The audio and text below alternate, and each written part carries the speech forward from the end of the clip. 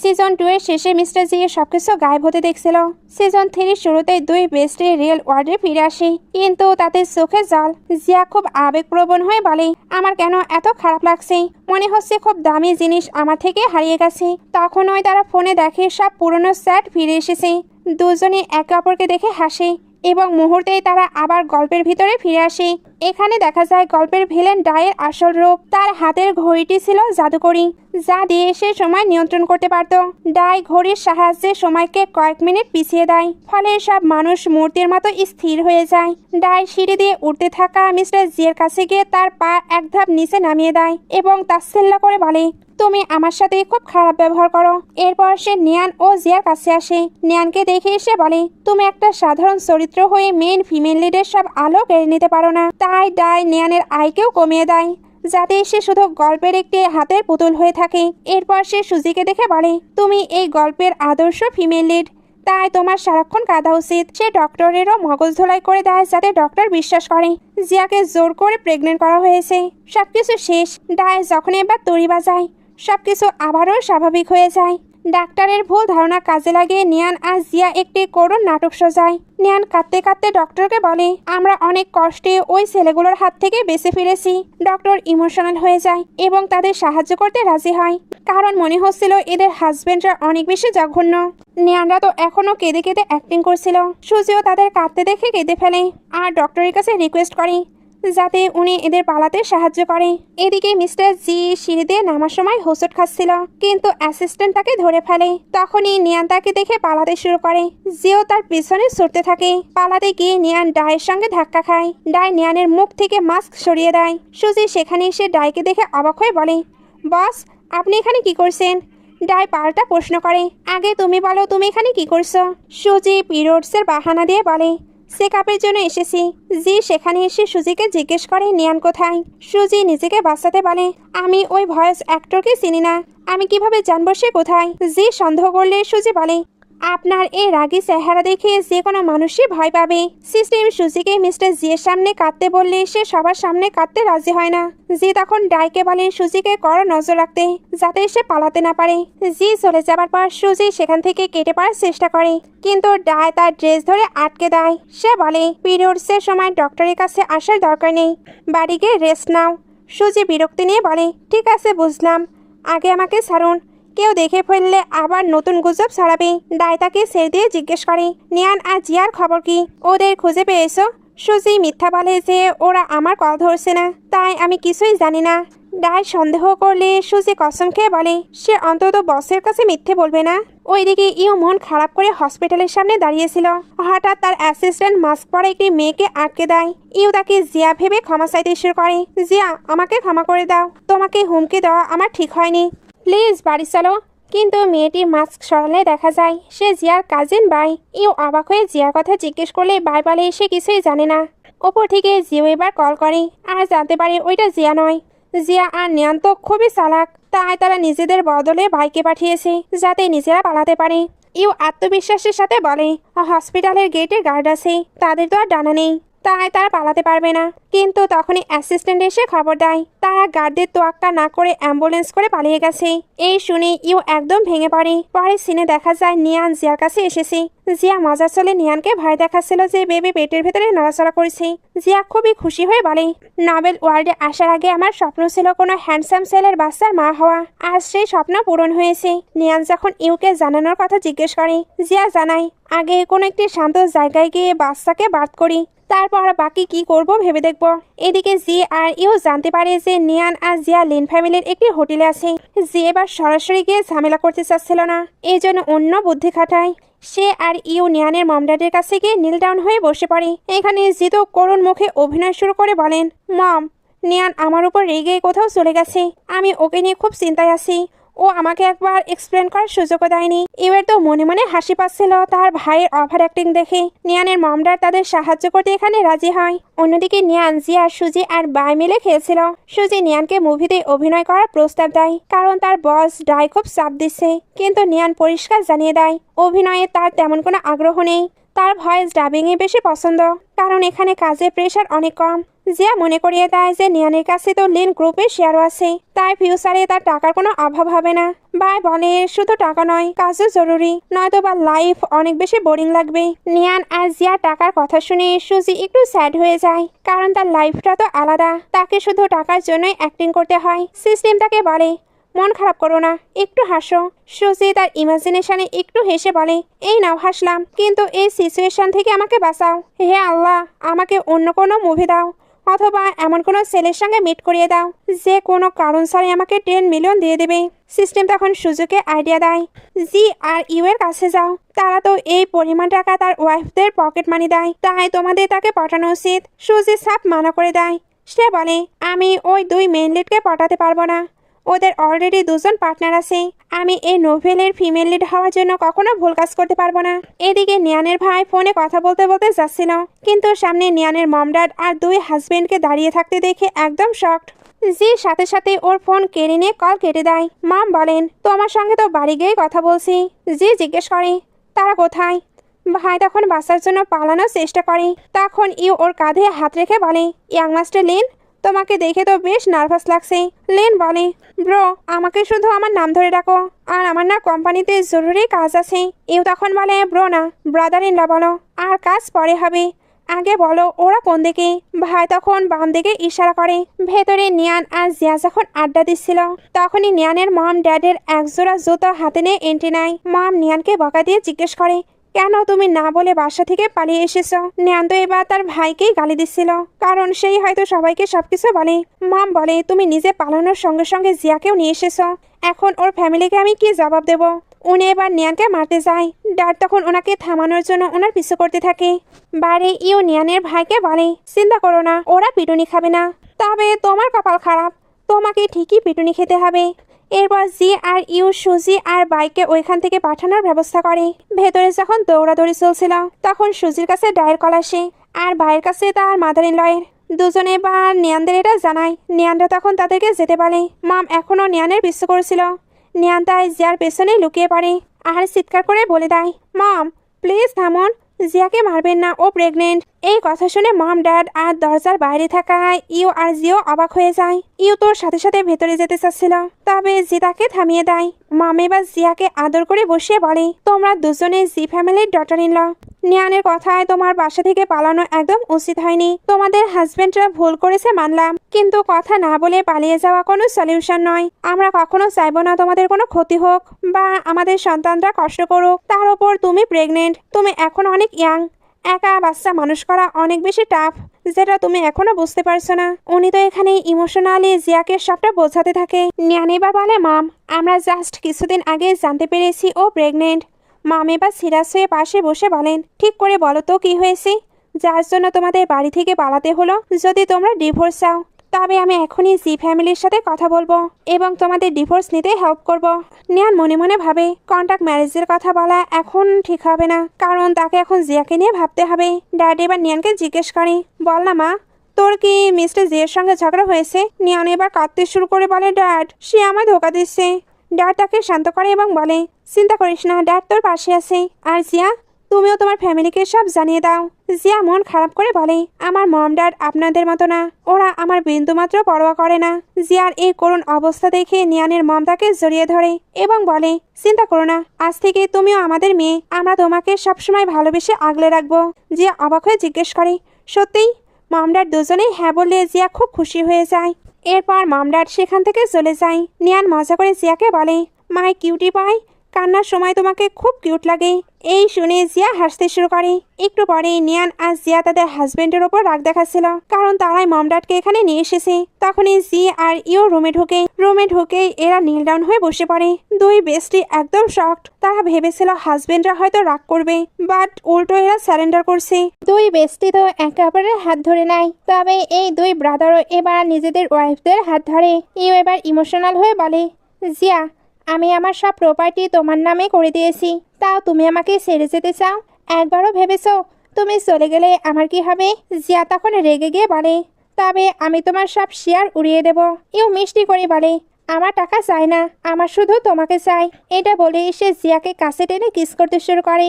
জিয়া সরানোর চেষ্টা করলেও ইউ তাকে ছাড়ে না। কিস শেষ হলে এসে বলে, আর কখনো কোথাও গেলে আমাকেও সাথে নিয়ে যাবে, তোমাকে ছাড়া আমি বাঁচবো না। ঠিক তখনই জিয়ার ভমিটিং ফিল হচ্ছিল। ইউ তাকে পানি দিয়ে অবাক হয়ে জিজ্ঞেস করে, তুমি কি সত্যি প্রেগনেন্ট? আমি কি বাবা হতে চলেছি? জিয়া মাথা নেড়ে হ্যাঁ বলতেই ইউয়ের খুশির সীমানা থাকে না। তার রিয়াকশন দেখার মতো ছিল। সে এবার পাগলের মতো হাজারটা প্রশ্ন করতে থাকে। জিয়া তাকে থামিয়ে দিয়ে বলে, আরে শান্ত হও, মাত্র 4 মাস হয়েছে, এত তাড়াহুড়ো করো না। মিস্টার ইউ সেই হোটেলের রাতের কথা মনে করে বলে, তার মানে ওই রাতেই তুমি প্রেগনেন্ট হয়েছিলে, তুমি সত্যি অ্যামাজিং। এরপর সে জিয়ার পেটে হাত দিয়ে বেবির সঙ্গে কথা বলে এবং প্রমিস করে সে সবসময় তাদের খেয়াল রাখবে। জিয়া তাকে পুরনো কন্ট্যাক্ট দেখিয়ে বলে, দেখো আমাদের কন্ট্যাক্ট তো এখন ক্যান্সেল, তাহলে বেবি তোমাকে কি বলে ডাকবে?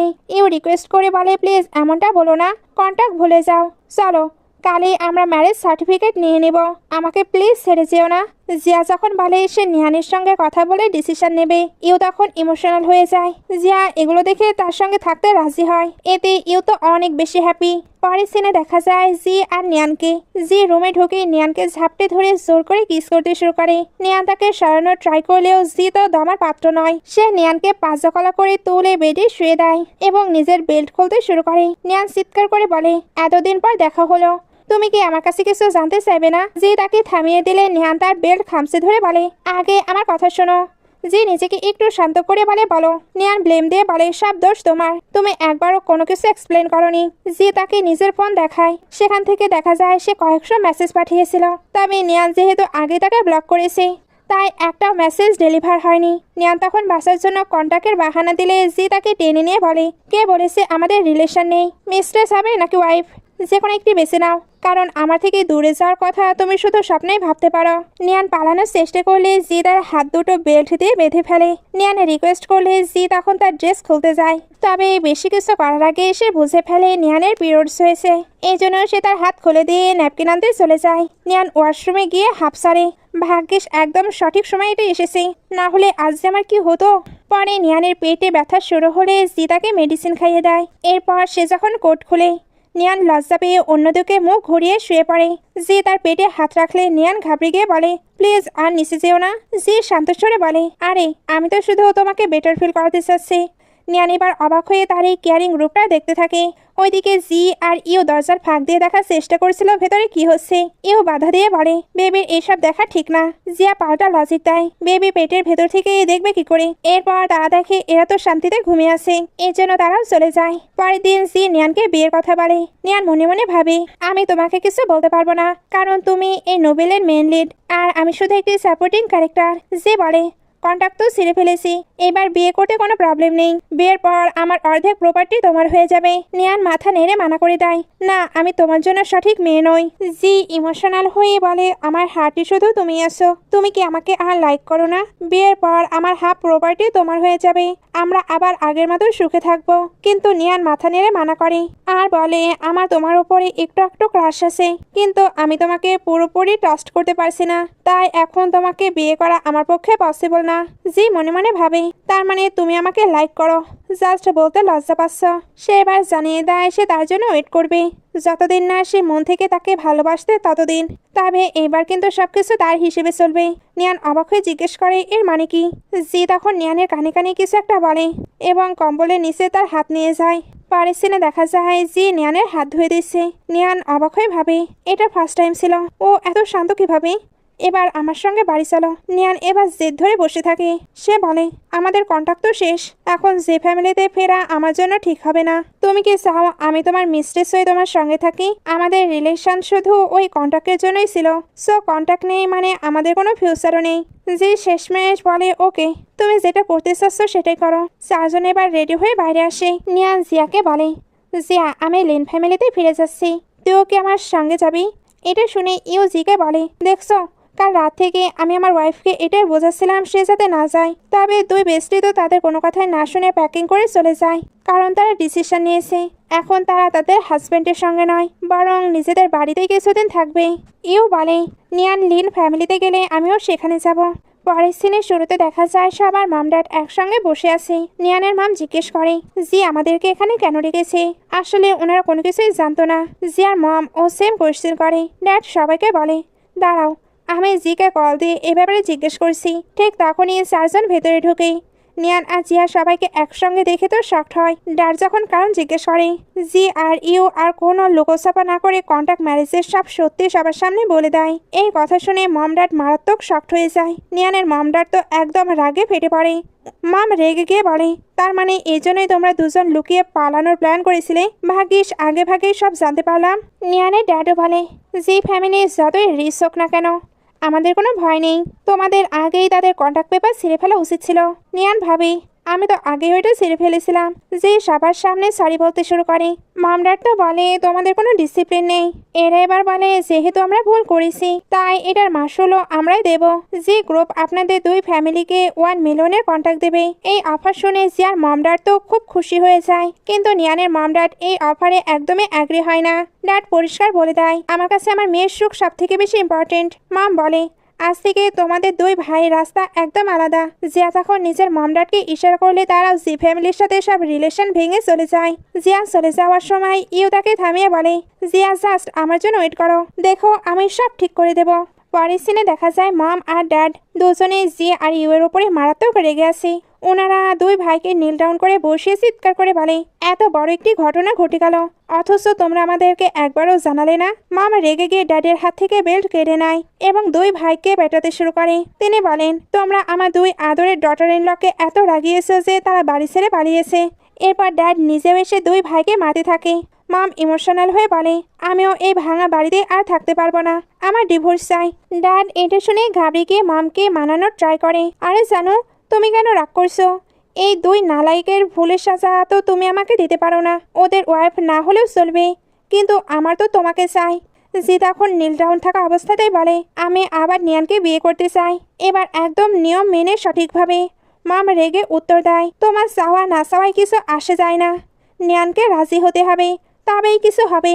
ইউ তখন আত্মবিশ্বাসের সঙ্গে বলে, কিন্তু জি আমাকে অবশ্যই বিয়ে করবে, কারণ একা একটা বেবি বড় করা খুব ডিফিকাল্ট। এটা শুনে মম ড্যাড দুজনেই অবাক হয়ে জিজ্ঞেস করে, কি বললে তুমি? ইউ স্বীকার করে যে জিয়া 4 মাসেরও বেশি ধরে প্রেগনেন্ট। এই খবর শোনার পর মম ড্যাড আরও বেশি রেগে যায় এবং ইউকে আবারও পেটাতে শুরু করে। তারা বলতে থাকে, আমরা কি তোমাকে এই শিক্ষা দিয়েছি? আমাদের আদরের ডটার ইন লকে প্রেগনেন্ট করে তুমি একা ছেড়ে দিয়েছ। মেরিড এবার মম ড্যাডকে শান্ত করে বলে, থামুন, আর মারলে তো সেকেন্ড ইয়াং মাস্টার একেবারে টপকে যাবে। এরপর মম ড্যাড শান্ত হয়ে বসে পড়ে এবং দুই ভাইকে উঠে দাঁড়াতে বলে। যে বলে, না আমরা ভুল করেছি, আমাদের পানিশমেন্ট পাওয়া উচিত। মম ড্যাডের তো খারাপ লাগছিল, এই জন্য মেডিসিন লাগাতে বলে ওইখান থেকে চলে যায়। মার খাওয়ার পর দুজনের অবস্থা এতটাই খারাপ ছিল যে সোজা হয়ে দাঁড়াতেই পারছিল না। জি বলে, আমাদেরকে পিঠ ঘুরিয়ে বসো, আমি মেডিসিন লাগিয়ে দিচ্ছি। কিন্তু ইউ ইগো দেখে বলে, দরকার নেই, আমি সহ্য করতে পারবো। জি তখন ইচ্ছা করে তার ক্ষতের ওপর হাত মারে। ইউ যন্ত্রণায় চিৎকার করে ওঠে, তুমি কি পাগল হয়ে গেছো? জি রেগে গিয়ে মেডিসিন সামনে রেখে বলে, ঠিক আছে তাহলে আমাকে লাগিয়ে দাও। আসলে ইউ এর তুলনায় জি অনেকটাই কম মার খেয়েছে। ইউ এর জন্য তার ক্ষততে পাল্টা মেরে বলে, এতটুকু চোটের জন্য মেডিসিন নষ্ট করছো কেন? জি বিরক্ত হয়ে বলে, আমি মেডিসিন লাগাই বা না লাগাই তাতে তোমার কি? ওইদিকে দুই বেস্টি একসঙ্গে বসে মনের কথা বলছিল। জিয়া খুব ইমোশনাল হয়ে বলে, আমার এখনো কেন জানি মনে হচ্ছে আমি ভালো মা হতে পারবো না। প্রেগনেন্সির কারণে আমি আজকাল একটু বেশি ইমোশনাল হয়ে গিয়েছি। জিয়ার মন ভালো করার জন্য নিয়ান মজা করে বলে, বেবি তুমি একদম কেঁদো না, আমি পরে তোমার জন্য 7-8 জন হ্যান্ডসাম মেল মডেল হায়ার করব। এই কথা শোনা মাত্রই জিয়ার সব মন খারাপ হাওয়া হয়ে যায়। সে সাথে সাথে এক্সাইটেড হয়ে বলে, মেল মডেলের নাম শুনতেই আমার স্যাডনেস চলে গেছে। নিয়ান তখন তাকে হাক করে হাসতে হাসতে ঘুমিয়ে পড়তে বলে। পরের দিন ইউ জিয়া আর নিয়ানের বাড়িতে আসে দেখা করতে। নিয়ানের মম জিয়াকে জিজ্ঞেস করে, সে কি ইউ এর সঙ্গে দেখা করতে চায়? জিয়া হ্যাঁ বললে গার্ডরা তাকে ভেতরে আসতে দেয়। ইউ সবার জন্য অনেক গিফট নিয়ে এসেছিল। সে নিয়ানের মমকে থ্যাংক ইউ বলে জিয়ার খেয়াল রাখার জন্য। মম তাকে ওয়েলকাম জানিয়ে ওইখান থেকে চলে যায়। ইউ এবার জিয়ার পাশে বসতে চায়, কিন্তু জিয়া বারবার তার থেকে দূরে সরে বসতে থাকে। ইউ ইমোশনালি বলে, জিয়া তোমাকে চেকআপের জন্য আমি হসপিটালে নিয়ে যেতে চাই, তুমি এখানে কি ঠিক মতো আসছো নাকি আমার সঙ্গে বাড়ি ফিরে যাবে? জিয়া জিজ্ঞেস করে, যদি আমি তোমাকে মাফ না করি তবে তুমি কি করবে? ইউ বলে, তবে আমি সবসময় তোমার যত্ন নেওয়ার পেছনেই বিজি থাকবো। তুমি যেখানে যাবে আমি সেখানেই যাব। যদিও বেবি আমাকে আঙ্কেল বলে ডাকে, তবুও আমি তোমার টেক কেয়ার করতে চাই। জিয়া ভাবে এ আবার কেমন ধরনের পানিশমেন্ট হলো। সে এবার উঠে যেতে লাগলে ইউ আটকাতে চায়, বাট এটা শখ করে সেই ব্যথা পায়। জিয়া তখন জিজ্ঞেস করে তোমার কি হয়েছে? ইউ বলে কিছু না, জাস্ট ছোট একটা চোট। জিয়া বলে ছোট চোট, তবে তোমার এত ব্যথা কেন হলো? ইউ বলে কিছু না, ভুল করার কারণে পানিশমেন্ট পেয়েছি। জিয়া রেগে গিয়ে শার্ট খুলতে বলে। ইউ এবার ভয় পেয়ে তাড়াতাড়ি করে শার্ট খুলে ফেলে। জিয়া চোট দেখে জিজ্ঞেস করে এমনটা কিভাবে হলো? ইউ বলে মম ড্যাড পানিশ করেছে, কিন্তু ভয়ের কিছু নেই, দেখতেই আমার স্ক্যারি লাগছে, একদমই ব্যথা নেই। জিয়া চোটের ওপর জোরে চাপ দেয়। ইউ এরাতে মুখ থেকে আওয়াজ বেরিয়ে আসে। এটা দেখে জিয়া স্যাড হয়ে কাঁদতে শুরু করে। ইউ ওকে বোঝানোর ট্রাই করে, কিন্তু জিয়ার কান্না থামছিলই না। বলতে গেলে সে নিজের কান্না আটকাতে পারছিল না। ইউ বলে যদি কান্না বন্ধ না করো তবে ছোট পান্ডা হয়ে যাবে। এটা শুনে জিয়া ওকে মারতে থাকে। ইউ বলে আমি ভুল করেছি, তো তুমি আমাকে যা খুশি পানিশমেন্ট দিতে পারো, বাট প্লিজ কান্না বন্ধ করো। জিয়া বলে এখন আমি ভাবিনি, পরে ভেবে পানিশ করব। ও বলে ওকে। নেক্সট সিনে নিয়ানের মম ড্যাডকে জিজ্ঞেস করে আসলে ওই দুজন কি করতে চায়। ড্যাড বলে যদিও ওরা দুজনে ভুল করেছে, কিন্তু নিজেদের ওয়াইফের জন্য ওদের ফিলিংস একেবারে রিয়েল, তাই তারা ভুল শুধরানোর চেষ্টা করছে। মম জিজ্ঞেস করে যদি জিও নিয়ানের সাথে এমন কিছু করার চেষ্টা করে থাকে তুমি কি করবে? ড্যাড বলে আগেরবার তাড়াহুড়োয় আমাদের মেয়েকে তার সঙ্গে বিয়ে দিয়েছিলাম, তবে এইবার দুজনের ভালোভাবে টেস্ট নিব, তারপর গিয়ে হ্যাঁ বলবো। মম বলে জিয়া এখন বাচ্চা নয়, নিজের ডিসিশন নিজে নিতে পারে। ড্যাড বলে তুমি তো জানো না ও নিজের ফ্যামিলির সঙ্গে সব রিলেশন ভেঙে দিয়েছে।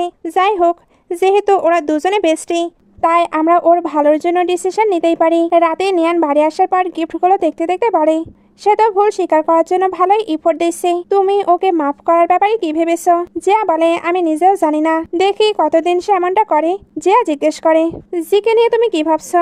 নিয়ান বলে ও থাকুক বা না থাকুক আমার লাইফ তো চলতেই থাকবে, কিন্তু ভালো হবে যদি ও দ্বিতীয়বার আমার সামনে না আসে, এতে আমার লাইফ একটু রিল্যাক্স হয়ে যাবে। সুজি হোটেল থেকে যাওয়ার পর তোমাকে কল বা মেসেজ করেছিল? জিয়া বলে দাঁড়াও, ওকে মেসেজ করে জিজ্ঞেস করি। তখনই নিয়ান সুজিকে ফার্মিং করতে লাইভে দেখে। জিয়াকে দেখানোর পর জিয়া বলে ওকে এতই গরিব হয়ে গেছে, ওকে কিছু টাকা পাঠিয়ে হেল্প করে দেই। নিয়ান বলে কেননা আমি ডাইকে কল করে জিজ্ঞেস করি আসলে ও ওর সাথে কি করতে চায়। তখনই দুজনকে একসঙ্গে মাদার ইনলা দুটো ফোন থেকে কল করে। নিয়ান জিজ্ঞেস করে মম আমাদের কাছে কি কোনো কাজ ছিল? মম বলে আমি তোমাদের দুজনের কাছে কিছু জানতে চাই, কিন্তু এক এক করে কল করা খুব বোরিং, তাই আমি দুটি ফোন দিয়ে দুজনকে একসঙ্গে কল করে দিয়েছি। জিয়া বলে তো আমাদের সাথে একটি গ্রুপ বানিয়ে সেখানে কল করতে পারতেন। মম বলে ঠিক বলেছো তো, এটা 2026 সাল, আমি তো মডার্ন ওয়ার্ল্ডের ব্যাপারে ভুলে গিয়েছিলাম। যাই হোক, আমি তোমাদের দুজনকে একসঙ্গে ডিনারে ইনভাইট করতে চাই। দুজনে একটু ইতস্তত করতে থাকলে মম বলে টেনশন নিও না, আমার ওই দুই নালায়েককে আমি একদমই ডাকবো না। দুজন এটা শুনতেই মমের সঙ্গে দেখা করতে অ্যাগ্রি করে। নেক্সট ডে তিনজনে একটি রেস্টুরেন্টে ডিনার করতে আসে। মম তো সব কিছু অর্ডার করে দেয়। তারপর জিয়াকে জিজ্ঞেস করে তুমি কি সত্যি প্রেগনেন্ট? ও হ্যাঁ বলে। মম তখন খুশি হয়ে তাকে 10 মিলিয়নের ক্রেডিট কার্ড দেয়। জিয়া খুশি হয়ে ভাবে কত ভালো মাদার ইন ল, আমার সঙ্গে তো ওনাকেও নিয়ে পালানো উচিত ছিল। মম নিয়ানকেও সেম 10 মিলিয়নের কার্ড দেয়। নিয়ান বলে মম আমি তো প্রেগনেন্ট নই। মম বলে ওই নালায়েক তোমার সাথে যে অন্যায় করেছে এটা তার কম্পেনসেশন। আসলে আমি ওই দুই নালায়েকের মম, তাই কোনো না কোনো ভাবে আমি ওইগুলোর জন্য দায়ী। তখনই ড্যাড কল করেছিল, তবে মম কল কেটে দেয়, কারণ ওনার মনে হচ্ছিল ড্যাড যদি জিকে কোম্পানি হ্যান্ডেল করতে না দিতেন তবে এমনটা করার সে সাহস পেত না। ওনার তো প্রচন্ড রাগ হচ্ছিল। দুই বেস্টি মমের মুড ঠিক করার জন্য শপিং এ যাওয়ার ইনভাইট করে। মম ঝটপট হ্যাঁ বলে। নেক্সট সিনে দুই বেস্টি ওনাকে বাইরে নিয়ে আসে।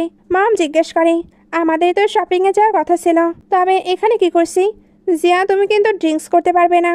জিয়া বলে কে এখানে ড্রিঙ্কস করতে এসেছে? মম জিজ্ঞেস করে তবে এখানে কেন এসেছো? জিয়া ওনাকে টেনে নিয়ে মেল মডেলদের সামনে দাঁড় করিয়ে দেয়। মম এই দৃশ্য দেখে শকড হয়ে যায়, কিন্তু এই দুজন তো প্রচন্ড এনজয় করতে শুরু করে। মম শুধু জিয়াকে ধরে রাখে, কারণ বেশি নড়াচড়া করলে বেবির যদি প্রবলেম হয়। তবে দুই বেস্টি কার কথা শুনে? এরা তো নিজেদের ইচ্ছা মতো ড্যান্স করছিল। মম বলে কেননা বসে কথা বলি। তারপর তিনজন ভেতরে এসে বসে পড়ে। কিছুক্ষণ পর ইউ আর ড্যাড ভেতরে চলে আসে। ড্যাড তো মমের হাত ছাড়ার নামই নিচ্ছিল না। মম বলে আমার তোমাদের দরকার নেই, আমার কাছে মেল মডেল আছে। ড্যাড বলেন ওয়াইফ রাগ করো না, বাড়ি গিয়ে ওই দুই নালায়কে উচিত শিক্ষা দেব, প্লিজ ফিরে চলো। ড্যাডকে নাসর বান্দার মতো প্রিটেন্ড করতে দেখিয়ে মম শান্ত হয়ে যায়। তখন এও বলে, যদি তোমার কিছু খাবার ইচ্ছে করে তবে আমায় বলতে পারতে, আমি তো ওইটা বাড়িতেই নিয়ে আসতাম। এত ধাক্কাধাক্কিতে তুমি যদি পেটে চোট পেতে। জিয়া বলে, আমার মুড খারাপ ছিল, তাই ফান করতে এসেছিলাম। এও মডেলদের কথা ভেবে স্যাড হয়ে জিজ্ঞেস করে, ওরা কি আমার থেকেও বেশি হ্যান্ডসাম? জিয়া ওর ফেস ধরে বলে, যদি ফেসের কথা বলি তবে তুমি ওদের থেকে বেশি হ্যান্ডসাম, কিন্তু ফিগারের কথা বললে ওরা তোমার থেকে বেটার। এও জেলাস হয়ে বলে, আমাকে আরো কিছুদিন সময় দাও। মার্কেটে যাওয়ার পর তুমি যা খুশি দেখতে পারো, আমি ওদের মতো নয়। আমি নিজেকে শুধু তোমাকে দেখার মতোই প্রিপেয়ার করব, শুধু তুমি আমায় টাচ করতে পারবে। জিয়া খুশি হয়ে যায়। এও বলে, জাস্ট প্রমিস করো দ্বিতীয়বার এখানে আসবে না। আমার তো তোমায় নিয়ে চিন্তা হয়। নেয়ান ভাবে, যাই হোক, ও জানলো কি করে যে আমরা এখানে আসি? তখনই অ্যাসিস্ট্যান্ট এসে বলে, মিস্টার জি আপনার জন্য মেসেজ পাঠিয়েছে। সে এবার এগুলো বলতে একটু অকওয়ার্ড ফিল করছিল। এটা দেখে নিয়ে জিজ্ঞেস করে, কি বলেছে ও? অ্যাসিস্ট্যান্ট বলে, মিস্টার জি বলেছে যে উনি আপনাকে ওনার ফার্স্ট টাইম দিয়েছেন, তাই এখন আপনাকে ওনার রেসপন্সিবিলিটি নিতেই হবে। নিয়ান ইমপ্রেসড হয়ে জিজ্ঞেস করে, কি সত্যি ও এমনটা বলেছে? অ্যাসিস্ট্যান্ট বলে, হ্যাঁ, না হলে বাসের ব্যাপারে রিউমার ছড়ানোর সাহস আমার নেই। উনি এটাও বলেছে যে ওনাকে একটু সময় দিন। নিয়ান জিজ্ঞেস করে, যাই হোক, তোমরা সবাই এই জায়গার ব্যাপারে কিভাবে জানলে? অ্যাসিস্ট্যান্ট বলে, কিছুদিন আগে বাস এই বারটা কিনে নিয়েছে, আর জেনারেল ম্যানেজার আপনাকে দেখে ওনাকে কল করে দিয়েছিল। নিয়ান ভাবে, ও এটাও কিনে নিয়েছে। আমি তো আজ এই রুমে অনেক মেল মডেলদের সঙ্গে ড্যান্স করতে চেয়েছিলাম।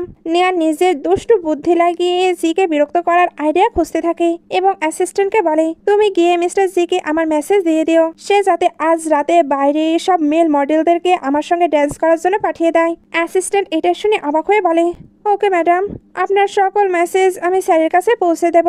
নেক্সট সিনে ডাইয়ের লোক ওকে জানায় যে মিস সুজি ফার্মিং করতে গিয়ে অজ্ঞান হয়ে গেছে, অর্থাৎ ডাই ওকে ওই দুজনের ব্যাপারে না বলার কারণে পানিশমেন্ট দিয়েছিল। সে এবার হসপিটালে আসে, তারপর ওর সঙ্গে দেখা করে। সুজি অজ্ঞান ছিল।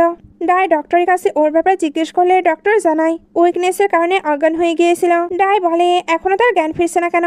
ডক্টর বলে, কারণ সে গভীর ঘুমাচ্ছে, মনে হয় গত কয়েকদিন ধরে ঠিকমতো ঘুমাতে পারেনি। ডাই ওকে দেখে বলে, বেশ শান্তিতে ঘুমাচ্ছে। সে এবার তার ওঠার জন্য ওইখানেই বসে ওয়েট করতে থাকে। তখনই সিস্টেম ওর ইমাজিনেশনে ওকে জাগানোর ট্রাই করে। তারপর আরো একটি সিস্টেম এসে আগে সিস্টেমকে বলে, তুমি যতই চিৎকার করো না কেন ও উঠবে না। ভালো সিস্টেমটা বলে, তুমি একটা খারাপ সিস্টেম, এখানে কি করছো? একটা নোবেলে তো একটাই সিস্টেম হতে পারে। সেকেন্ড সিস্টেম বলে, তুমি টাস্ক খুব ধীরে কমপ্লিট করছো তাই না, তাই তোমার হেল্প করতে এসেছি। এটা খুব হাই স্কোরের একটি টাস্ক, ও তোমার মতোই বোকা। জাস্ট হোস্টের টাস্ক কমপ্লিট করার দিকে ধ্যান দাও। আমি সুপারভাইজারের সাথে তোমার ব্যাপারে কথা বলবো যাতে তোমার কম সাজা হয়।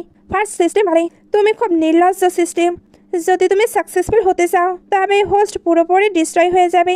তখনই সুজি উঠে বলতে শুরু করে, আমি এখানে কোথায় আছি? ফার্স্ট সিস্টেম বলে, এটা তোমার ইমাজিনেশন, আর একটা সিস্টেম তোমাকে আমার বিরুদ্ধে উস্কানোর চেষ্টা করছে। সুজি বলে, তার মানে আমার ভেতরে এখন দুটি সিস্টেম আছে। যদি মিশন ফেল হয়ে যায় তবে আমি কি পুরোপুরি গায়েব হয়ে যাব? ফার্স্ট সিস্টেম বলে, এটা ওই দ্বিতীয় শয়তান সিস্টেমের কারণেই হয়েছে। ও আমার পয়েন্ট আর তোমার বডি চুরি করতে চায়। সেকেন্ড সিস্টেম বলে, কত সময় হয়ে গেছে, এখন পর্যন্ত তোমরা দুজনে দুটো ছেলেকে পাঠাতে পারলে না। সুজি বলে, তুমি একদম ঠিক বলেছ, এটা খুব নির্লজ্জ। ফার্স্ট সিস্টেম বলে, এখন তোমার কাছে দুটো সিস্টেম আছে, যদি তুমি কিছু ভুল করো তবে তুমি এখানে জ্যান্ত থাকতে পারবে না। সেকেন্ড সিস্টেম বলে, এখন তোমাকে দুজনকেই পাঠাতে হবে। সুজি বলে, ঠিক আছে ঠিক আছে, পরে এই ব্যাপারে বলে দিও। যাই হোক, এখন তো আমি আন্টি হতে চলেছি, তাই ওদের মাঝখানে ইন্টারফেয়ার করব না। আর সব থেকে বড় কথা, মেয়ের লিডদের সাথে আজ পর্যন্ত আমি কথাও বলিনি। ওকে হুঁশে ফিরতে দেখে ডাই বলে, এত তাড়াতাড়ি কিভাবে উঠে পড়লে? আমি তো ভাবছিলাম রাতেও আমাকে এখানেই থাকতে হবে। সুজি বলে, আমাকে নাকি ভ্যারাইটির শোতে যেতে হবে। ডাই বলে, কোনো প্রয়োজন নেই, রেস্ট নাও, আমি বেরোচ্ছি। সুজি ওর হাত ধরে আটকে দেয়, তারপর বলে, ওপা, তুমি আমাকে এভাবে মাঝ রাস্তায় একা কিভাবে ছেড়ে যেতে পারো? তুমি জানো না আমি কতটা হার্ডওয়ার্ক করেছি, যে কারণে ঠিকমতো রেস্টও নিতে পারিনি। তারপর কান্নার অ্যাক্টিং করতে করতে বলে, শুধু এটাই ভাবছিলাম যে তুমি কবে আমার সঙ্গে দেখা করতে আসবে। ফার্স্ট সিস্টেম বলে, তোমার মিশন তো মেন লিডকে ইমপ্রেস করা ছিল, তবে তুমি এর সাথে এত কথা বলছো কেন? এ তো মেন লিডের ফ্রেন্ড। সেকেন্ড সিস্টেম বলে, অফকোর্স মেন লিডের ক্লোজ আসার জন্য আবারও এরা ইমাজিনেশনে চলে যায়। সুজি ভাবে, আমি ওকে ওপা ডাকলাম কেন? আমি ওর সঙ্গে এভাবে কথা বলতে পারি না, তবে আমার বডিকে কন্ট্রোল করছে, আমার বডি আমার কন্ট্রোলে একদমই নেই। সিস্টেম বলে, এই সব কিছুই সেকেন্ড সিস্টেম নিশ্চিত করছে। ইমাজিনেশন থেকে বের হয়ে আসতে ডাই ওর ফিভার চেক করে বলে, তোমার কি জ্বর এসেছে? এমন স্টুপিড কথা কেন বলছো? সুজি ওর সাথে ফ্লার্ট করতে থাকে এবং ওর হাত ধরে নিজের ফেস টাচ করিয়ে বলে, দেখো আমি কতটা রোগা হয়ে গিয়েছি। ডাই নিজের হাত ছাড়ানোর ট্রাই করে কিন্তু সুজি ছাড়ছিলই না। ডাই বলে, ভালোই হয়েছে যে তুমি রোগা হয়ে গেছো, ক্যামেরায় খুব ভালো দেখাবে। সুজি ওর হাত সরিয়ে দেয়। আসলে সে তো নিজের ইচ্ছেতে এগুলো করছিল না, সেকেন্ড সিস্টেমে তাকে এগুলো করাচ্ছিল। এখন সে নিজের এমব্রেসমেন্ট কমানোর জন্য বলে, আমার খুব ঘুম পাচ্ছে, তাই মাথা কাজ করছে না, প্লিজ কিছু মনে করবেন না, জাস্ট ইগনোর করুন। ডাই বলে, বোধহয় মাথা কাজ করা বন্ধ করে দিয়েছে, তো ডাক্তারকে ডেকে আনছি। কিন্তু সুজি ঠিক আছে বলেই ওইখান থেকে পালিয়ে যায়। নেক্সট ডে জিয়ার কাছে স্টকের প্রফিটের টাকা আসে, যা $1,000,000 ছিল। এটা দেখে জিয়া খুব খুশি হয়ে যায়। নিয়ান বলে, এখন তো তুই রিচ লেডি হয়ে গিয়েছিস। তখনই ইউ কল করে মেসেজের ব্যাপারে জিজ্ঞেস করলে জিয়া বলে, হ্যাঁ টাকা এসে গেছে, তুমি কি আমার থেকে ওই টাকা নিতে চাও নাকি? ইউ বলে, না, তুমি ওই টাকা দিয়ে যা খুশি তাই করতে পারো। আচ্ছা, তুমি নিশ্চয়ই আর রেগে নেই, আমায় আর বাড়ি থেকে বের করে দেবে না তো? জিয়া বলে, যেখানে টাকার কথা সেখানে আমি তোমাকে মাফ করতে পারি। নিয়ান বলে, তুই এত তাড়াতাড়ি পার্টি বদলে ফেললি? তখনই মম, ড্যাড আর ব্রাদার নিউ ইয়ার সেলিব্রেট করার জন্য ডাম্পলিং বানাচ্ছিল। এই দুজনেও হেল্প করতে আসে। ইউ তখন আবার কল করে বলে, জিয়া আমি দরজার বাইরে দাঁড়িয়ে আছি, আমি কি ভেতরে আসতে পারি? নিয়ান জিজ্ঞেস করে কে কল করেছে। জিয়া তখন ইউ আসার ব্যাপারে জানায়।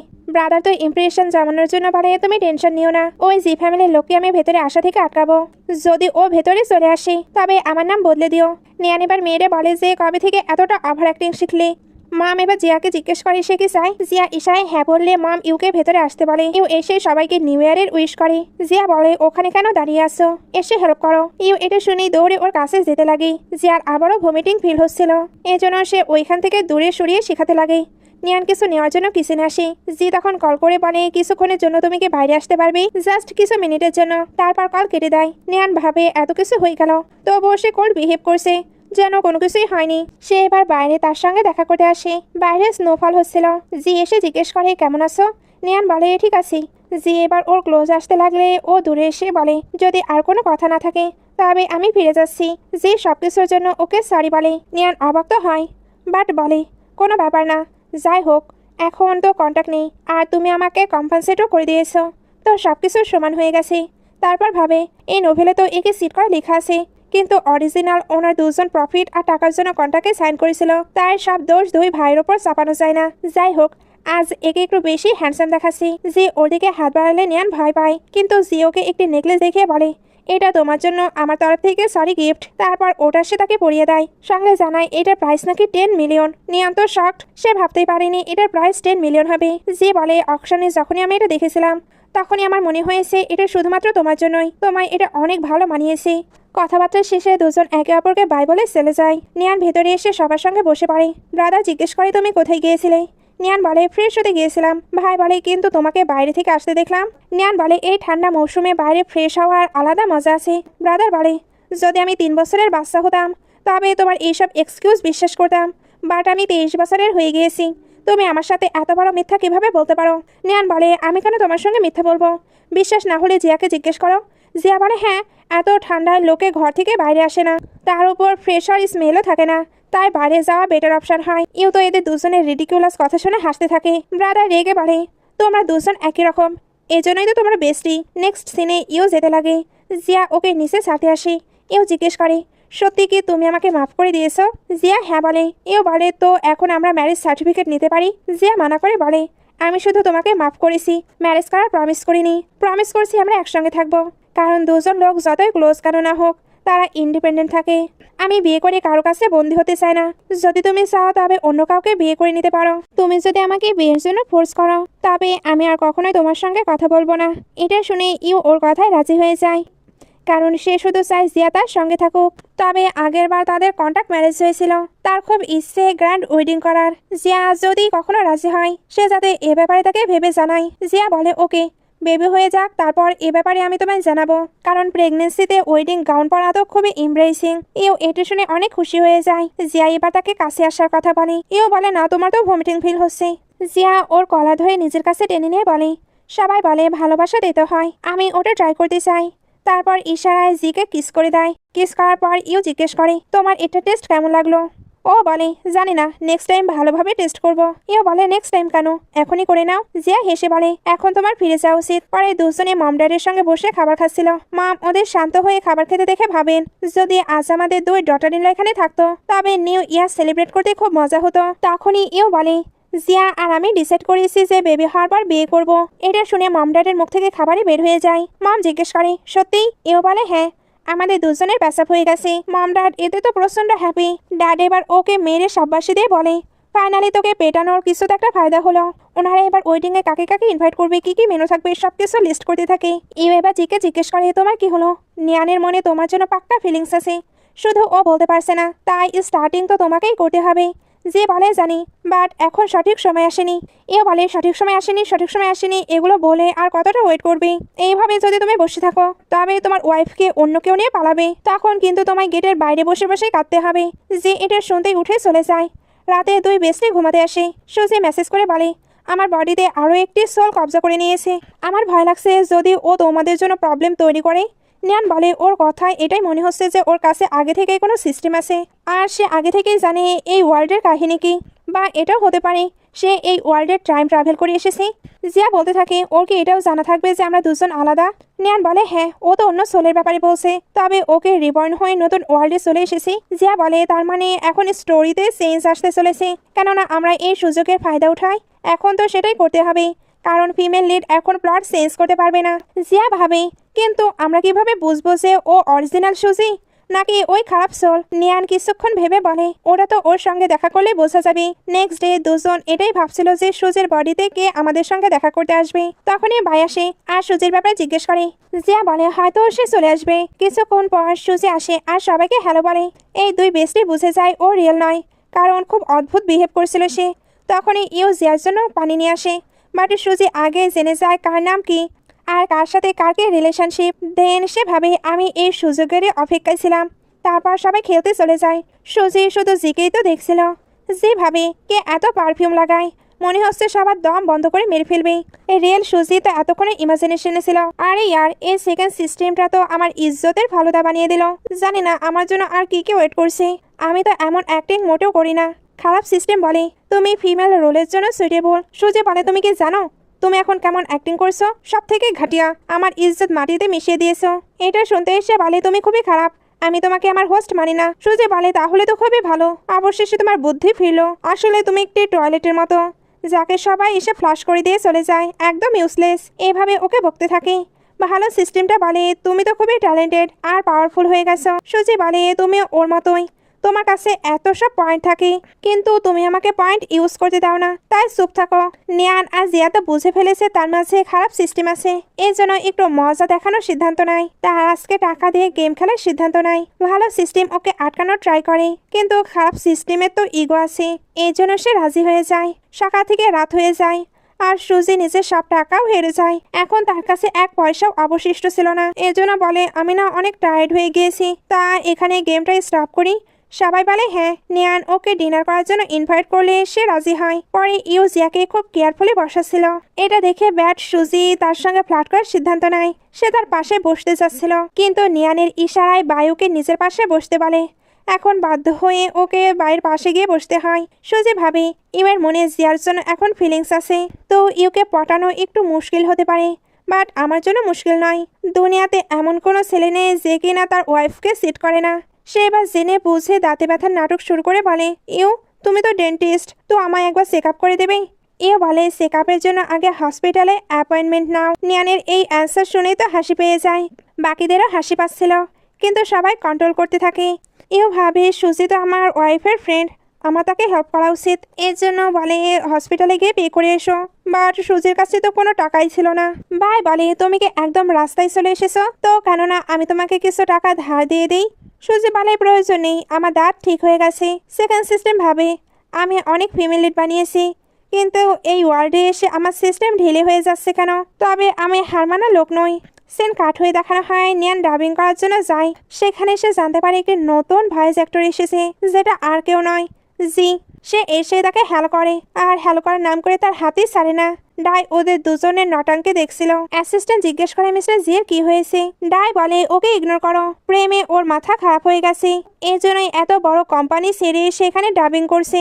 এদিকে নিয়ান জিজ্ঞেস করে তুমি কি সিরিয়াস? সে বলে হ্যাঁ, আমি ডায়ের সঙ্গে কন্ট্রাক্টে সাইন করেছি। নিয়ান বলে পাগল হয়ে গেছো, তুমি যদি ডাবিং করো তবে তোমার কোম্পানির কি হবে? ও বলে আমার অ্যাসিস্ট্যান্ট সামলে নেবে, আমার তো তোমার জন্য আলাদা জবের দরকার ছিল, আমি কি জব করতে পারি না? নাকি তোমার আমার কাজ করা পছন্দ নয়? নিয়ান বলে ঠিক আছে, তোমার যা ইচ্ছে তাই করো, আমি তোমাকে আটকানোর কে? আর মনে মনে ভাবে কিছু তো গড়বড় লাগছে। যখন দুজনে ডাবিং কমপ্লিট করে নেয় তখন জি বলে আমি কফি খেতে গিয়েছিলাম, তো সেখানে এই ফ্রি কাপটা পেয়েছি, তুমি রেখে দাও। নিয়ান বলে সত্যি ফ্রি গিফট? আমার তো মনে হয় এটা তোমার বেডরুমে পেয়েছিলাম। জি অবাক হয়ে ভাবছিল সে এটাও জানে। নিয়ানের কিন্তু এই কাপটা বেশ পছন্দ ছিল, তাই সে নিয়ে নেয় আর ওইটাতেই কফি খেয়ে বলে এটা তো টেস্ট দারুণ। জি জিজ্ঞেস করে তুমি তোমার নেকলেসটা কেন খুলে রাখলে? নিয়ান বলে ওইটা অনেক দামি, তাই সবসময় তো পরে থাকতে পারবো না। জি বলে তুমি জেনে বুঝে আমাকে অ্যাভয়েড করছো না তো? সে এবার অ্যাক্টিং করে তাকে মনে করিয়ে দেয় সে তার ফার্স্ট টাইম নিয়েছে, তাই তাকে রেসপন্সিবিলিটি নিতেই হবে। নিয়ানের এগুলো শুনে হুঁশ উড়ে যায়। ও ভাবে নভেলে গ্রিন টি মেয়ে তো দেখেছি, বাট গ্রিন টি ছেলে প্রথমবার দেখলাম। সে বলে আরে ইয়ার, আমি তো কিছুই করিনি, তুমি স্টার্ট করেছিলে। জি এবার তার ক্লোজ এসে বলে আগে আমাকে প্রেসিডেন্ট বলা বন্ধ করো। নিয়ান চোখ বন্ধ করে ওকে বলে। যে বলে তোমাকে আমার সঙ্গে লাঞ্চও করতে হবে। নিয়ান এতেও রাজি হয়। ডাই নিজের অফিসে আসে অ্যাসিস্ট্যান্টের সাথে, সেখানে আগে থেকে সুজি ছিল। ও ক্লোজ হয়ে বলে বস আপনার সাথে কাজে কথা আছে। ডাই অ্যাসিস্ট্যান্টকে বাইরে পাঠিয়ে দেয় আর নিজে চেয়ারে গিয়ে বসে। সুজি ওকে ফোন দেখে ক্লোজ হতে থাকে, কিন্তু রিয়াল সুজি যে ইমাজিনেশনে ছিল। সে বলে আরে এ তো আমার সিগমাই খতম করে দিল। সে কিনা ডায়ের সামনে এমন ন্যাকামো করছি। ফার্স্ট সিস্টেম তো মজা করে ঘুমাচ্ছিল, তো সেও পড়ে যায়। সেকেন্ড সিস্টেম বলে এখন দেখো আমি কি কি করি। সুজি বলে হ্যাঁ, আমি তো জাস্ট এখানে বসে আমার শেষ হওয়ার জন্য ওয়েট করছি। ডাই বলে এখন তুমি আমাকে ওপেনলি বলছো? ও বলে যদি বস আপনার শুনতে ভালো লাগে তবে আমি প্রাইভেটেও বলতে পারি। ডাই বলে কোনো দরকার নেই। সে ফোনের দিক থেকে ফেস ওর দিকে ফেরালে দেখে সুজি ওর খুব ক্লোজ ছিল। ডাই তাই বলে তুমি কি আমায় পটাচ্ছ? মনে হয় তুমি জানো না যে মেয়ে আমাকে পটানোর চেষ্টা করে তার এন্ডিং খুব খারাপ হয়। সুজি ওর হাত ধরে বলে কেন, কি হয়েছে? আপনি কি নিজেকে কন্ট্রোল করতে পারছেন না, নাকি আমার প্রেমে পড়ে গিয়েছেন? ডাই বলে মনে হচ্ছে তোমার অহংকার আছে। তো ঠিক আছে, আমি তোমাকে চ্যালেঞ্জ করছি, যদি তুমি আমাকে 1 সপ্তাহের মধ্যে পটিয়ে নাও তবে আমি তোমাকে আমার ওয়াইফ বানিয়ে নেব আর তুমি এই কোম্পানির বসের ওয়াইফ হয়ে যাবে। কিন্তু 1 সপ্তাহের মধ্যে আমি যদি তোমার উপরে ইন্টারেস্টেড না হই তবে তোমাকে আমাকে 10 মিলিয়ন কম্পনসেশন দিতে হবে। সেকেন্ড সিস্টেম ভাবে কাজ মুশকিল, কিন্তু হার মানা আমার ডিকশনারিতে নেই। সে হ্যাঁ বলে দেয়। আসলে ও তো সেকেন্ড সিস্টেমের কন্ট্রোলে আছে। ইমাজিনেশনে সুজি স্যাড হয়ে থাকে। ফার্স্ট সিস্টেম উঠে ওকে মোটিভেট করার চেষ্টা করে, এমনকি বলে আমি তোমার বডি ফিরিয়ে দেব। ওইদিকে জি নিয়ানকে ফ্রুটস দিয়ে বাইরে আসে। সুজি তাকে দেখে বলে ভাবিনি ফার্স্ট মেইন লিডকে এখানে পেয়ে যাব, ওকে একটু পটাতে হবে। সে বাস জেনে বুঝে তার সঙ্গে ধাক্কা খায় আর বলে সরি আমি খেয়াল করিনি, তুমি ঠিক আছো তো? কেননা আমি তোমাকে ডিনার ট্রিট দিই। সে তো জানতো ফার্স্ট মেইন লিড কান্না একদম বরদাস্ত করতে পারে না, তাই জেনে বুঝে কান্নার অ্যাক্টিং করে বলে নয়তোবা আমি তোমার জন্য রান্না করে নিয়ে আসি, আমার কুকিং স্কিল অনেক ভালো। পেছন থেকে ডাই আসছিল। জি ওকে বলে ব্রো তোমার নিজের গার্লফ্রেন্ডকে সামনে রাখা উচিত। ডাই ওর মাথা ধরে নিজের দিকে ঘুরিয়ে নেয়। সুজি ভাবে ওকে এই টাইমেই আসতে হলো। ডাই তো তাকে নিয়ে চলে আসে। সুজি বলে ওপ্পা তুমি কি জেলাস হয়ে গেছিলে? ডাই ওর দিকে তাকিয়ে থাকে। তখনই ফার্স্ট সিস্টেম নিজের কাজে লেগে পড়ে, যার কারণে রিয়াল সুজি বাইরে আসে। সেকেন্ড সিস্টেমের ওর বডির ওপর থেকে কন্ট্রোল চলে গেছে। সুজি ভাবে আরে না, এটা কি হয়ে গেল? আমি এত এমব্রেসিং মোমেন্টের বাইরে কেন এলাম? আর সেখান থেকে পালাতে শুরু করে, কিন্তু ডাই ওকে ধরে ফেলে আর তার ইচ্ছার বিরুদ্ধে টেনে নিয়ে আসতে থাকে। সুজি মানা করেছিল যে না না আমি তোমার সঙ্গে যেতে চাই না, কিন্তু ডাই তাকে সোজা অফিস রুমে নিয়ে এসে গেট বন্ধ করে দেয়। সুজি বলে বস আমার ভুল হয়ে গেছে, প্লিজ এমন প্রিটেন্ড করেন যেন সবকিছুই স্বপ্ন ছিল বা আমার মাথা ঘুরে গিয়েছিল। কিন্তু ডাই ওর ক্লোজ আসতে শুরু করে। সুজি ভয়ে পিছিয়ে যেতে যেতে বলে প্লিজ আমার সঙ্গে কিছু করবেন না। ডাই ওর ফেস ধরে বলে সকালে তো বড় অহংকার দেখাচ্ছিলে। সুজি বলে বস সত্যি তো এটাই যে সকালে ওটা আমি ছিলাম না, ওটা আমার অন্য একটি আত্মা ছিল। নয়তো বাকি আমার এতটা সাহস আছে যে আপনাকে এগুলো বলবো। ডাই বলে তোমার মনে হয় আমাকে বোকা বানানো এত সহজ? ও বলে প্রমিস করছি, সত্যি বলছি। ডাই বলে আচ্ছা আর কত প্রমিস করবি? সুজি এবার ওর সামনে হাত জোর করে থাকে আর বলে প্লিজ আমাকে বিশ্বাস করুন। ডাইয়ের হাসি পেয়ে যায়। সুজি খুশি হয়ে বলে তার মানে আপনি রেগে নেই? ডাই ওকে ভালোবেসে নাড়িয়ে দিয়ে বলে, আমি কখনো নিজের কথা থেকে নড়ি না। এখন আমি তোমার উপর কিছুটা ইন্টারেস্টেড, তাই আগামী 1 সপ্তাহ পর্যন্ত ভালোভাবে ফোকাস করো, যাতে আমাকে পাঠাতে পারো, যাতে আমি তোমার উপরে আরো বেশি ইন্টারেস্টেড হয়ে যাই। আর হ্যাঁ, আজ যা যা হয়েছে ওইটা যাতে পুনরায় না হয়। এটা বলেই ওর গলা ধরে ক্লোজ করে নিয়ে বলে, তবে আগে কি হবে তার গ্যারেন্টি কিন্তু আমি দিচ্ছি না। সুজি কিছু বলতে যাচ্ছিল, তখনই ডাই ওর ঠোঁটে আঙ্গুল দিয়ে চুপ করিয়ে দেয়। সুজি কাঁদতে শুরু করে আর বলে, আমি কিছুই করিনি, এসব ওই খারাপ সিস্টেমের ভুল, আর সহ্য করতে হচ্ছে আমাকে। ও বাচ্চাদের মতো করে কাঁদছিল। ডাই বলে, এখনো তো আমি কিছুই করিনি, তুমি এখনই কাঁদতে শুরু করলে। সুজি বলে, তোমরা সবাই খুব খারাপ, আচ্ছা সব আমি বাড়ি যাব। ডাই ওর কান্না কন্ট্রোল করতে না পেরে ওকে হাক করে নেয় আর বলে, ঠিক আছে, এখন তোমাকে আর কেউ বুলি করবে না। সে তো তাকে একেবারে বাচ্চাদের মতো করে আদর করেছিল। ওদিকে অ্যাসিস্ট্যান্ট গেটে কান লাগিয়ে সবকিছু শোনার চেষ্টা করছিল। আসলে রুমের ভেতর তো চিৎকার আর কান্নার আওয়াজ আসছিল। সে তাই ভাবছিল ভেতরে তার বস আর সুজি হয়তো অন্য কিছুই করছে। সুজি এত দ্রুত তার বসকে পটিয়ে নেবে সে তো ভাবতেই পারেনি। সুজির চোখের পানিতে ডাইয়ের কলার ভিজে গিয়েছিল। সে তাকে শান্ত করতে থাকলে সুজি বলে, প্লিজ সকালের কথা ভুলে যেও, আমি এতদিন ধরে তোমার কোম্পানিতে মেহনত করছি। ডাই হ্যাঁ বলে দেয় যে এখন কেঁদো না, হতে পারে তোমাকে পরে কাঁদতে হবে। ও অবাক হয়। ডাই নিজের ব্লেজার খুলতে খুলতে বলে, 1 সপ্তাহ এখনো টাইম আছে, তো ভেবে চিনতে নাও এখন কি করতে চাও। ও নিজের শার্টের বোতাম খুলতে শুরু করলে সুজি জলদি অফিস থেকে বাইরে যেতে লাগে, কিন্তু আবার থেমে যায়। ডাই বলে, জলদি সবকিছু মেনে নিলে নাকি? ও বলে, আমার কাছে ট্যাক্সির জন্য টাকা নেই, তাই কিছু ধার দাও। সে তাকে অনলাইনে ট্রান্সফার করে দেয়। সুজি এবার খুশি হয়ে গেট খুলতে অ্যাসিস্ট্যান্ট গেটে ঝুলে পড়ে। সুজি তখন দৌড়ে পালিয়ে যায়। অ্যাসিস্ট্যান্ট এসে দেখে বস নিজের কাপড় চাপড় পরছে। সে এবার ভাবতে থাকে বসটা কি অফিসে শুরু করে দিয়েছিল। এদিকে নিয়ান ফ্রুটস খাচ্ছিল। যে এসে বলে, ওই সুজি মেয়েটা একটু অদ্ভুত, তুমি ওর থেকে বেশি থেকো। এটা বলে সে চলে যেতে লাগলে জি তার হাত ধরে ফেলে। তারপর বলে, তুমি কি আমাকে একটু ডাবিং শেখাতে পারো? নিয়ান হ্যাঁ বলে, তবে এখানে তো ডিস্টার্ব হবে। তাই ভিলায় দুজন প্র্যাকটিস করতে চায়। তারা যখন বের হচ্ছিল তখনই সুজি কাঁদতে কাঁদতে দৌড়ে আসে আর নিয়ানকে হাক করে নেয়। সঙ্গে বলে, তুমি কি জানো কি হয়েছে? সে ডাই আর তার মাঝে কি চলছিল সবকিছু বলতে চাচ্ছিল, তবে জি যেহেতু এখানে আছে সে বলতে পারছিল না।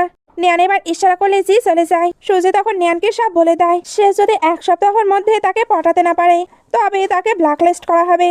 নিয়ান ভাবে, বাপ রে, ফার্স্ট লাভ কি এমন হয়? জানতাম না ডাই এমন।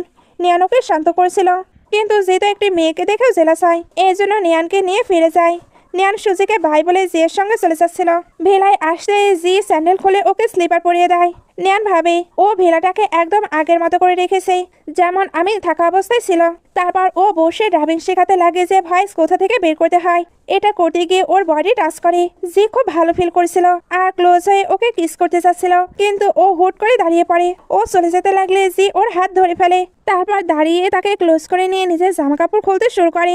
ও বলে, তুমি এত ভালো ড্রাইভিং শিখিয়েছো, আমার তো তোমাকে পে করা উচিত। এই বলেই তাকে কিস করতে শুরু করে একেবারে প্যাশনেটলি। তারপর জিজ্ঞেস করে, আমি তোমার সাথে এমন বিহেভ করেছি, তুমি আমায় হেট করো? ও কিছু বলতে পারে না। যে তার নিয়ানের হাত ধরে নিজের উপরে রাখে আর বলে, এখন তুমি আমাকে যেভাবে খুশি পানিশ করতে পারো। দুজন এত কাছাকাছি থাকায় নিজেদের আর কন্ট্রোল করতে পারে না, এই জন্য একে অপরকে কিস করে। তারপর বেডে চলে যায়। এদিকে জিয়া আর ইউ দুজন খুব টেনশনে ছিল। আসলে জিয়া নিয়ানকে মেসেজ করেছিল, কিন্তু ও ফোন তুলছে না। ইউ বলে, ও ডাইয়ের কোম্পানিতে আছে, ওর কিছু হবে না। আসলে এরা দুজন তো রোম্যান্সের পর ঘুমিয়ে গিয়েছিল। জিয়া তো বারবার ফোন করেছিল। জিয়া এবার ফোন তুলে আর জানাই সে ঘুমাচ্ছে আর আমার কাছে একদম সেফ আছে। জিয়া রেগে বলে, আমাদের একসঙ্গে ডিনার করতে হবে, তো 8 ঘন্টার ভেতর ওকে নিয়ে পৌঁছে যাও। ফোন কাটার পর ও ইউকে বলে, যদি তুমিও আমাকে ওর মতো ফোর্স করো তবে তোমার লাথি মেরে বের করে দেবো। ইউ বলে, না ওয়াইফ, আমার তো কখনো এমন করার সাহস হবে না। সে এবার প্রমিস করে তাকে হাক করে নেয়। নিয়ার খুব শান্তিতে ঘুমাচ্ছিল। যে বলে, উঠে পড়ো, ডিনারে যেতে হবে, কিন্তু ও উঠছিলই না। যে কন্ট্রোল করতে না পেরে আবার ওকে কিস করতে লাগে। তখনই নিয়ান উঠে পড়ে। কি করছো? আমি নিঃশ্বাস নিতে পারছি না আর আমি খুব টায়ার্ড হয়ে গিয়েছি, আমাকে ঘুমানোর সময় তাও ডিস্টার্ব করো না। ও বলে যে তোমার বেস্টে চিন্তা হচ্ছিল।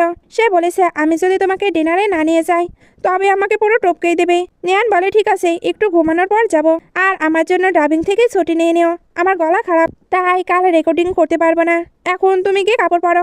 এই বলে ব্ল্যাঙ্কেটের মাঝে নিজেকে জড়িয়ে রাখে। জিও ওইখানেই বসে শার্ট পরছিল। ওইদিকে ডাই সুজিকে বলে, এত দূরে কেন দাঁড়িয়ে আছো? আমি কি তোমায় খেয়ে ফেলবো? আমার কাছে এসো। কিন্তু সুজি শুধু 2-1 কদম আগে বাড়ছিল। ডাই বলে, ভুলে যেও না, তোমার কাছে মাত্র 1 সপ্তাহ আছে, এভাবে টাইম ওয়েস্ট করলে হেরে যাবে। সুজি এটা শুনতেই হুট করে ওকে মেসেজ করতে শুরু করে আর বলে, বস এমন করো না, আমি তো প্রিপেয়ার ছিলাম না। ডাই বলে, আচ্ছা তবে এখন প্রিপেয়ার হয়ে যাও। ও ভাবে এখন আমি ওকে কিভাবে বলবো যে কালকের ওই মেয়েটা আমি ছিলাম না। ডাই ওকে নিজের কোলে বসার ইশারা করে। সুজি ভয় পাচ্ছিল, তবে সাহস করে একটু বসার চেষ্টা করে। ডাই তখন ওকে ধরে নিজের একেবারে কাছে টেনে নেয়। দুজন একে অপরের দিকে তাকিয়ে থাকে। সুজি বলে, ফোর্স লাভ কিন্তু একদমই ঠিক নয়। আর তুমি জানো না, কোম্পানিতে অফিস রোম্যান্স চলে না। সে মনে মনে ভাবছিল, যদিও ও অনেক লম্বা হ্যান্ডসাম রিস, কিন্তু সে আমার বস। না না, সে আমার বয়ফ্রেন্ড হতে পারে না। ডায়োকে ধরে বলে, যতক্ষণ তুমি ফোর্স লাভ ট্রাই না করবে ততক্ষণ বুঝবে কি করে। যদি তোমার অফিস রোম্যান্স পছন্দ না হয় তবে কোনো ব্যাপার না, আমি কোম্পানিতে লাভ করিয়ে দেব। সুজি হুট করে ওর মুখে হাত দিয়ে দেয়। ডায় তখন তার কানে আদর করতে থাকে। সুজি ভাবে, এর কি মনে হয় আমি হার মেনে যাব? শুধু পটানোরই তো ব্যাপার, অ্যাক্টিং তো আমিও জানি। সে এবার তাকে টাচ করতে থাকে। এদিকে নিয়ান বসে কোমর টিপছিল। জিয়া ওকে দিয়ে দেখতে থাকে। মনে হচ্ছে তোমাদের দুজনের রাত খুব বেশি ইন্টেন্স কেটেছে। তখনই কেউ ডেলিভারি দিয়ে যায়। আসলে জি নিয়ানের জন্য খাবার আর ওর গলার মেডিসিন পাঠিয়েছিল। নিয়ান লজ্জা পেতে থাকে আর জিয়া ওকে সামান্য খেপাচ্ছিল। নিয়ান বলে, হ্যাঁ, তাকে হয়তো এখন আমি লাইক করি, এই জন্য বুঝতে পারছি না ওকে কিভাবে ফেস করব। জিয়া বলে, তাতে কি হয়েছে? তোমরা কি প্রথমবার দেখা করছো? যদি তোমরা বেডে শুয়ে থাকো তার মানে সবকিছুই করতে পারো।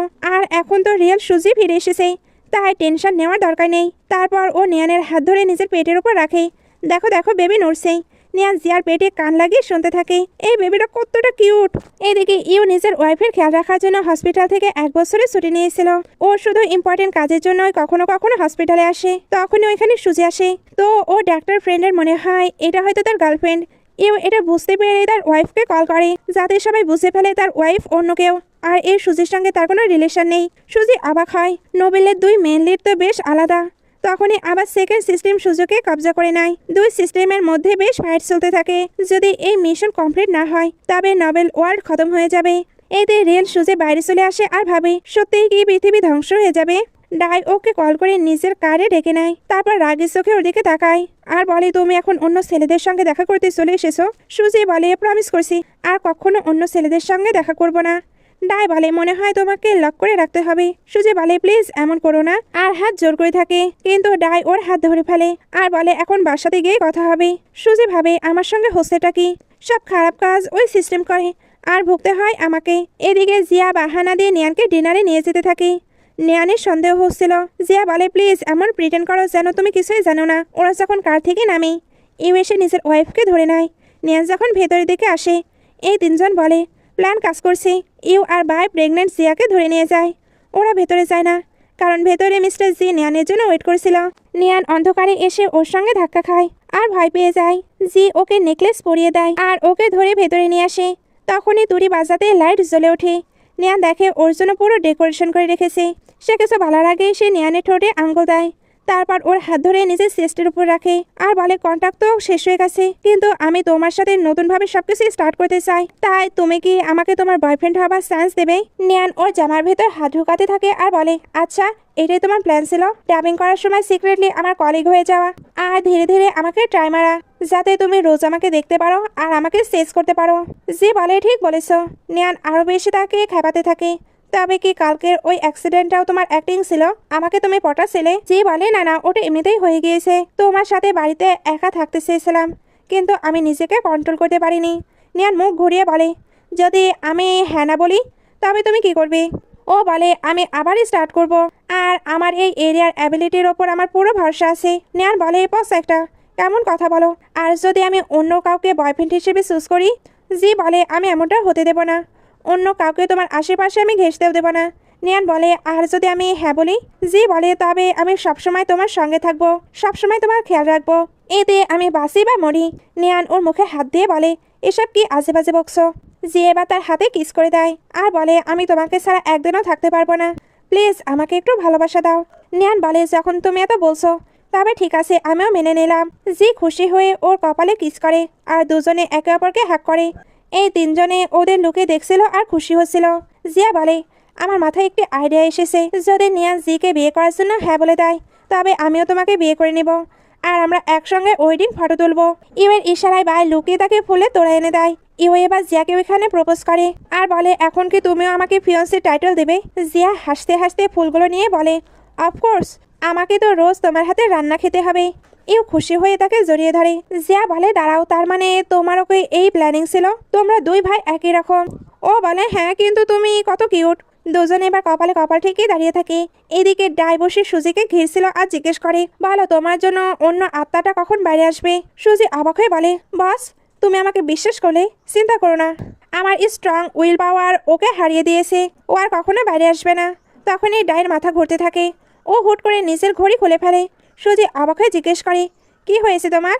সে এবার জেনে বসে কথাটি এড়িয়ে যায়। সুজি বলে, তোমার শরীর ঠিক লাগছে না, চলো আমরা রেস্ট করি।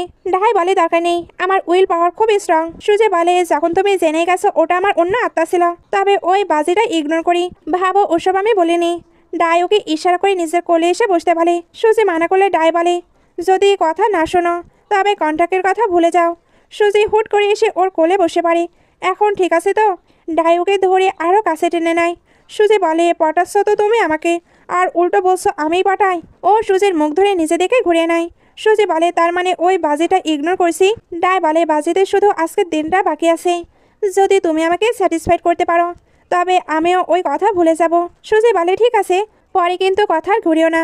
আর পুরো সাহস করে ওকে কিস করতে শুরু করে। ডাই বলে, তুমি আগে কখনো কিস করোনি, কত খারাপ কিস করো, মনে হচ্ছে দ্বিতীয়বার আমাকেই স্টার্ট করতে হবে। সুজি অবাক, সত্যি? ডাই ওকে ধরে বলে, আজ তুমি খুব লাকি, আজ আমি তোমাকে নিজে সবকিছু শেখাবো। আর ওর মুখ ধরে ওকে জোরে কিস করতে শুরু করে। ও এমনভাবে কিস করেছিল যেন আজ কাছেই চিবিয়ে খাবে। দুজন প্যাশনেটলি কিস করতে থাকে। ডাই জিজ্ঞেস করে, কি হয়েছে, তুমি ঠিক আছো তো? ও নার্ভাস হয়ে জিজ্ঞেস করে, এখন তো আর আমার বাজি নেই। ডাই হ্যাঁ বলতেই ও কোল থেকে উঠে যাচ্ছিল, কিন্তু ডাই ওকে আবার ধরে ফেলে। আমার কাছে একটা নতুন আইডিয়া আছে, চলো আমরা নতুন কিছু ধরি। সুজি বলে, তুমি মিথ্যাবাদী। ডাই ওকে টাচ করে বলে, বস সবসময় নিজের এমপ্লয়ীদের এমপ্লয়েড করে, আর ঝটকা দিয়ে ওকে বেডে ফেলে দেয় আর স্টাইল করে দাঁড়িয়ে পড়ে। এদিকে জি সবার সামনে নিয়ানের মমড্যাডকে বোঝায় ও নিয়ানকে খুব ভালোবাসে, কিন্তু মমড্যাড কন্ট্রাক্টের কথা ভেবে রেগে বলে, তুমি আমাদের মেয়ের ফায়দা তুলেছ। তুমি কি মনে করো আমাদের মেয়ে কোনো খেলার জিনিস? জি বিশ্বাস করায় যে আগের মতো সে আর নেই, সে নিয়ানের সঙ্গে সবকিছু নতুনভাবে স্টার্ট করতে চায়। ড্যাড বিশ্বাস করতে শুরু করলেও মম ওনাকে থামিয়ে দেয় আর বলে, কিভাবে বিশ্বাস করব? জি বলে, যদি আপনারা চান তবে আমি আপনাদের ঘর জমাই হতেও রাজি। এটা শুনে সবাই শক্ট হয়ে যায়, কারণ জি ভালোবেসে এত কিছু করতে পারবে। নিয়ান বলে, আমি শুনেছি মানুষ ড্রিঙ্ক করার পরে সকল সত্যি বলে, তাহলে চলো ড্রিঙ্ক করা যাক, তখন তার মুখ থেকে এমনিতেই সত্যি বেরিয়ে যাবে। ড্যাড বলে, ঠিক আছে। জি হাসতে হাসতে নিয়ানকে দেখতে থাকে। খাওয়ার সময় নিয়ান ড্যাড আর জিকে ড্রিঙ্ক দেয়। জিয়া চালাকি করে ওয়াইন খেতে যাচ্ছিল, কিন্তু ইউ ওকে আটকে নেয়। ড্যাড জিজ্ঞেস করে, তুমি সত্যি আমার মেয়েকে ভালোবাসো? জি ড্রিঙ্ক করে বলে, আমি শুধু ওকে লাইক করি না, আমি ওকে রেসপেক্ট করি, কেয়ার করি, প্রোটেক্ট করতে চাই। ড্যাড বলে, আমার মেয়ের মাঝে এমন কি আছে যে তুমি তাকে এতটা ভালোবাসো? জি আবার ড্রিঙ্ক করে কনফেস করতে থাকে। সবাই তার কথাবার্তা শুনে হাসছিল। এগুলোর পরে এরা তো টাল হয়ে যায়। ইউ ওকে সামলায় আর ইশারা করে, আসলে ও তাকে খেপাচ্ছিল, কারণ নিয়ান জিকে ধরে ধরে নিয়ে যাচ্ছিল। এগুলোর পরে তারা রুমের বাইরে থেকে উকি দিয়ে দেখছিল ভেতরে তারা কি কথাবার্তা বলছে। ভেতরে নিয়ান বলে, তুমি এত অল্পতেই টাল হয়ে গেলে? আসলে যে টাল হওয়ার নাটক করছে। সে বলে, সরি, আমাকে মাফ করে দাও, ভুল হয়ে গেছে, এখন থেকে আমি তোমাকে টপে রাখবো। নিয়ান ওকে মারতে থাকে, কি বলছে সব? আমি ওই ব্যাপারে রেগে নেই। ওদের এত ডিপ কথা শুনে বাইরে থাকা দুজনের হুশ উড়ে যায়। নিয়ান চলে যেতে লাগলে জি ওকে টেনে নিয়ে বলে, এখন থেকে আমি নিজের ওপর কন্ট্রোল করার চেষ্টা করব, একদম ফাস্ট আর ফোর্সফুলি কিছু করব না। নিয়ান বলে, দেখে নিও কথা যেন না পাল্টায়। ও বলে, আমি যদি মিথ্যে বলি তবে আমি ডগে হব। নিয়ান বলে, টাল অবস্থায় তোমাকে কতটা কিউট লাগছে। জিয়া বাইরে দাঁড়িয়ে বলছিল, এই নিজের ভালোবাসা পাওয়ার জন্য কত নটাঙ্কি করছে। ইউ বলে, কিন্তু আমি আমার ভালোবাসার জন্য একদম সিরিয়াস। জিয়া বলে, আচ্ছা, তবে আমার সিম্পাথি পাওয়ার জন্য কে নিজের চোট দেখাচ্ছিল? এও বলে, ওটা তো জাস্ট এমনি করেছিলাম, জানতাম না তুমি কেঁদে দেবে। তোমায় কাঁদতে দেখে আমার আরো বেশি কান্না পাচ্ছিল। ভেতরে নিয়ান জিয়ার গাল টিপছিল, এরপর কিস করতে চাচ্ছিল। তখনই এরা ভেতরে চলে আসে। ইউ জিয়ের হাত ধরিয়ে নিজের কাঁধে রাখে। জি অবাক, আরে কি করছিস? ইউ বলে, এটা আমার ওয়াইফই করতে বলেছে, তাই আমাকে এটা করতেই হবে। জি এবার জেনে বসে বলতে থাকে, যেন ওই দিন সে ইচ্ছা করে আমার থেকে মেডিসিন লাগায়নি, যাতে কিনা তোমার সিম্পাথি পেতে পারে। ইউ রেগে তাকালে জি বলে, আমি তো টাললি, তাই ভুলভাল বকছি। দুই বেস্টি ওদের টাল হওয়ার ফায়দা তুলে খুব মজা নিচ্ছিল। ওরা বলে, আমরা মেল মডেল হব, তোমাদের জন্য ড্যান্স করে দেখাবো। নিয়ান বলে, আচ্ছা করে দেখাও। ওরা তো এমনিতেই বলছিল, তবে এখন সত্যিই করতে হচ্ছে। দুজন মেল মডেলদের মতো ড্যান্স করতে শুরু করে। নিয়ান আর জিয়া খুশিতে চিল্লে ওঠে। ওরা ভেবেছিল হট ড্যান্স করবে, কিন্তু ওরা বাচ্চাদের মতো ড্যান্স করছে, তাই এরা উঠে পালিয়ে যায়। শেষে আমরা ওয়েটিং হলে দেখি সবাই ওয়েট করছে। দুই গ্রুম তাদের ব্রাইডদের নিয়ে স্টেজে আসে। সবাইকে অনেক বেশি প্রিটি লাগছিল। কাজের মায়ের এটাই স্বপ্ন ছিল যে দুই বেস্টে একসঙ্গে বিয়ে করবে। এবং সবসময় সঙ্গে থাকবে। মম তো খুশিতে পাগল হয়ে যাচ্ছিল যে ফাইনালি আমার ছেলেদের বিয়ে হচ্ছে। সুজি চিৎকার করে বলছিল, তোমাদের দুজনকে জাস্ট ফাটাফাটি লাগছে। ডাই ওকে রুমাল বের করে দেয়। তোমাদের লালা ঝরছে, মুছে নাও। এইদিকে লিন কেঁদে কেঁদে ভাবছিল, এখন থেকে আমাকে একাই পুরো কোম্পানি সামলাতে হবে। দুই বেস্টি একে অপরকে জড়িয়ে ধরে। এরপর তারা নিজ নিজ সঙ্গীর হাত ধরে। দুই হাজবেন্ড তাদের ওয়াইফকে প্রপোজ করে আংটি পরায়, আর ওরাও তাদের ভালোবাসার কথা জানিয়ে আংটি পরিয়ে দেয়। এভাবে তারা চিরদিনের জন্য এক হয়ে যায়। অ্যাসিস্ট্যান্ট চিৎকার করে বলে, এখন বর কনেকে কিস করতে হবে। তো দুই ভাই নিজ নিজ ওয়াইফকে কিস করে, আর দুই অ্যাসিস্ট্যান্ট এগুলোকে সেলিব্রেট করে। বাকি সবাই হাততালি দিতে শুরু করে। এদিকে ডাই সুজি দিকে তাকিয়ে বলে, ওদের দুজনের মিল দেখে আমার মাঝেও ফিলিংস তৈরি হচ্ছে। এই চারজন তো একসঙ্গে ওয়েডিং পোজ দিয়ে ফটো তোলে। সিস্টেম সুজিকে জানায় যে তুমি নতুন একটি টাস্ক পেয়েছো। ও জিজ্ঞেস করে কার সাথে। সিস্টেম বলে যে পাশে আছে। সে দেখে পাশে তো ডাই দাঁড়িয়ে আছে, এখন তাকে তার ক্লোজ আসতে হবে। ডাই বলে, একটা স্টোরি এন্ড হয়েছে, তার মানে এই নয় যে গল্প শেষ হয়ে গেছে, এখন পরের স্টোরি শুরু হবে। সুজি ওই চারজনকে দেখে ভাবে, তার মানে এরা চারজন সবসময় একসঙ্গে সুখে শান্তিতে থাকবে। ডাই বলে, একদম সবসময় সাথে থাকবে।